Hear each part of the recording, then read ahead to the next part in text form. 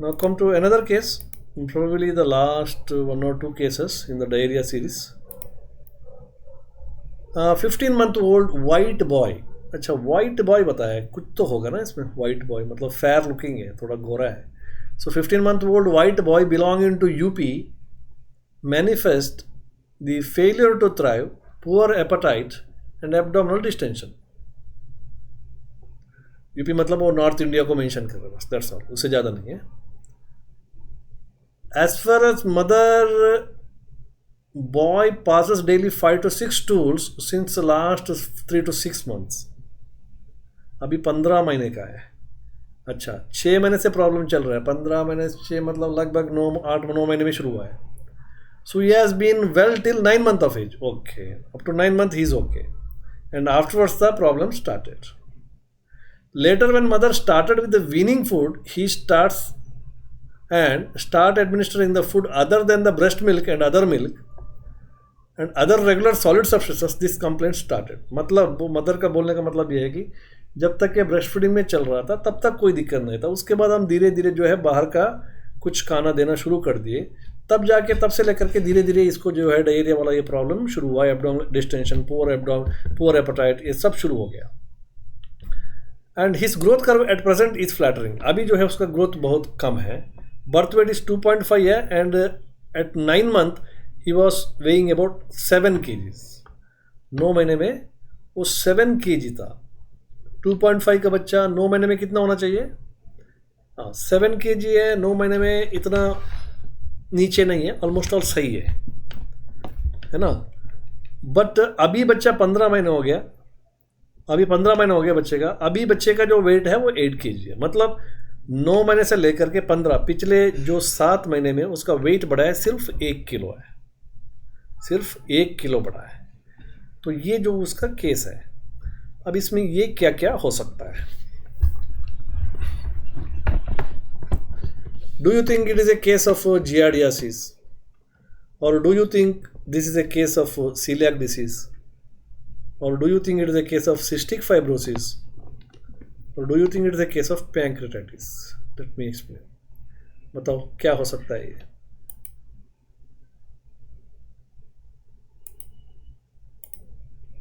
Any idea? Celiac disease. Celiac disease. giardiasis क्यों नहीं है? cystic fibrosis क्यों नहीं है? pancreatitis क्यों नहीं है? पैंक्रेटाइटिस रहती है तो सर कुछ न कुछ कंप्लेंट फीवर वगैरह की भी रहती है. फीवर की या पेट में दर्द वगैरह ऐसा कुछ बताती है उसकी मदर, वो कोई ऐसा कहीं पे भी मेंशन नहीं है. सिस्टिक फाइब्रोसिस में और अदर जो टिश्यू हैं उनकी भी प्रॉब्लम रहती है. ये डाइजेशन से रिलेटेड है. 5 से 6 स्टूल आ रहे हैं. सिस्टिक फाइब्रोसिस है तो बेसिकली जो है फैटी स्टूल आएगा. हाँ सर. और फैट का डाइजेशन में प्रॉब्लम होगा, पैंक्रियास में भी प्रॉब्लम हो सकता है, बहुत सारे चीज़ आ जाएगा. चलो ठीक है. और बाकी बच्चा जियार्डियासिस. तो जियार्डियासिस और सीलिक डिजीज में जो अगर हम कंपैरेटिव देखेंगे तो वो ये सीलिक डिजीज ज़्यादा अप्रोप्रिएट लग रही है. चलो हम देखेंगे क्या है ये. So now this condition is most likely looks like celiac disease. ठीक है, आप लोगों के असेसमेंट सही है. बिकॉज वीनिंग शुरू करते उसको शुरू हुआ है प्रॉब्लम. तो नॉर्थ इंडिया का बच्चा है तो मोस्टली वो वीट प्रिपरेशन ही होगा. ठीक है, तो वहीं पे शुरू हुआ है. So because child was okay till 9 months and after the introduction of the weaning food mostly the wheat as he belongs to North India, the problem mostly started. So at present he has failure to thrive as a growth chart is flattering, and in 9 months his kg is 7. In 9 months he is 7 kg and now is only 8 kg. ठीक है, so thereafter उसके बाद उसका हुआ नहीं है. So all the problems started after the introduction of the weaning food. ये बहुत important है. ठीक है, so बच्चा मदर आपके पास बच्चे को लेकर आ रहा है 15th मंथ में. ठीक है, उसका कंप्लेंट लूज स्टूल है. तो 15 मंथ में जब लेकर तो आपको डाउट नहीं आता है. बट हो सकता है कि 9 महीने के या 8 महीने में उसको जब वीनिंग फूड शुरू हुआ, कॉम्प्लीमेंट्री फीडिंग देना शुरू कर दिया, उसके बाद ही प्रॉब्लम शुरू हुआ है. अब जाके वो पीक में आया है.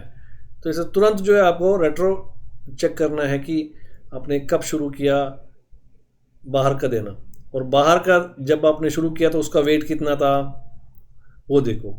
अगर 9 महीने तक, जब तक वो कॉम्प्लीमेंट्री फूड शुरू किया तब तक उसका वेट अकॉर्डिंग टू एज था, और उसके बाद वो कम हो गया, तो डेफिनेटली वो something related to the new food है, कॉम्प्लीमेंट्री फूड है. Okay, so this type of cases are quite common in our setup, north Indian setup, तो कोई डाउट नहीं है. सो हमें बहुत अलर्ट रहना है, इसमें अलर्ट रहते हैं हम यूजुअली. ठीक है. So celiac disease and enteropathy which is caused by the permanent sensitivity to gluten, ये पता है आपको, in genetically susceptible individual. In most of the cases, ये चलिए DQ2 और DQ8, so ये मिलता है आपको. चलो, so these are some of the clinical features. I think you know that celiac disease में जो clinical features 3 main है. Triad of celiac disease कौन सा है? Can anybody say? 3 important. Abdominal pain with diarrhoea, anaemia और weight loss, मतलब growth failure. FTT, failure to thrive. ये small absorption है, एनीमिया है, and growth failure. Okay, these three are called as triad of celiac disease: small absorption, growth failure और FTT, and then pallor क्यों आता है आपको पता है. Now diagnosis, if you see diagnosis, इसके बारे में हम ऑलरेडी डिस्कस कर चुके हैं 1-2 वीडियो में. Diagnosis IgA against the tissue transglutaminase TTG, जो हम यूजुअली करते हैं, that is usually elevated. But if elevated more than 10 times than normal, then it is significant. अगर उसका नॉर्मल लेवल से TTG जो है 10 times ज़्यादा बड़ा हुआ है, then only it is significant. ठीक है. इसके बारे में डिटेल हमने डिस्कशन किया था परसिस्टेंट डायरिया में, क्लास में भी मैंने किया था. You can go and watch that video, persistent diarrhoeas, वहाँ पे इसके बारे में डिटेल है, सेक्रेटरी, ऑस्मोटिक, वो सब diarrhoea. Second important investigation is IgA endomysial antibody. Okay, if this is positive, this is more significant. Okay, अगर एंडोमाइसियल एंटीबॉडी ये भी अगर पॉजिटिव है, then you have to go for upper GIT endoscopy and you have to take a biopsy. ड्यूरल जो villi का एक biopsy लेना चाहिए. And in the biopsy also, all this things are already explain. In the biopsy also, if there is increase WBC more than 30 or 100 enterocytes, more than 30 in 100 enterocytes, along with the partial and total villus atrophy, so then it is confirmatory. ये जो celiac disease का confirmatory है. Okay, and this portion is already discussed actually.